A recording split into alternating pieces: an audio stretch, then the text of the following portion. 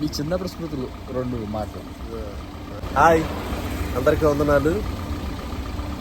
నా పేరు వికేఆర్, మీ అందరికీ తెలుసు. మేము అరకు ప్రాంతంలో జరిగే సభలకు వెళ్తున్నాం.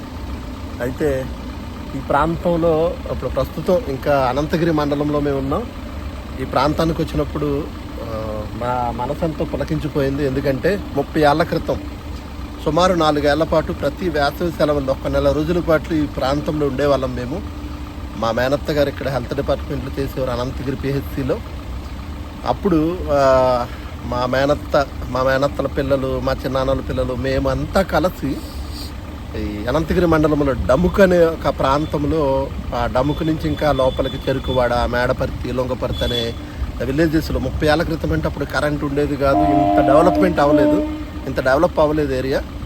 ఆ రోజుల్లో వచ్చాం. మరలా ఆ తరువాత ఎప్పుడో ఒకసారి ప్రేయర్కి వచ్చాం, కానీ ఇంత ఆస్వాదించలేదు. కానీ ఇప్పుడు మన సోదరులతో పాటు తమ్ముడు టోనీ గారు, అలాగే పీటర్ పుట్ట గారు, తమ్ముడు క్రాంతి కుమార్ గారు, మేము 4 సభలకు వచ్చాం. మరి ఇక్కడ ఆగి దీన్ని అంతటిని ఆస్వాదిస్తున్నప్పుడు మాకు ఎంతో ఆనందంగా ఉంది. దీన్ని చూడగానే అందరికీ గుర్తు రావాల్సింది ఏంటంటే, దేవుడు ఎంత గొప్పవాడు, ఎంత గొప్ప ప్రకృతిని మనకు అనుగ్రహించాడు. జీవాన్ని, ఊపిరిని అనుగ్రహించిన దేవుడు ఇంతటి చక్కటి ప్రకృతిలో మనల్ని ఉంచి కాపాడుతున్నాడు, సంరక్షిస్తున్నాడు. మరి ఏదేమైనా మనము దేవునికి కృతజ్ఞతాస్తుతులు చెల్లించబద్దులమై ఉన్నాం. దేవుడిని మహిమపరచవలసిన అవసరత మన జీవితాల్లో బ్రతికినంతకాలం ఉంది. మరి ఇంతటి గొప్ప ధన్యతను మనకిచ్చిన దేవునికి, ఇంత గొప్ప ప్రకృతిని మనకిచ్చిన దేవునికి మనం ఎల్లవేళలా రుణపడి ఆయన మహిమను చాటుదాం.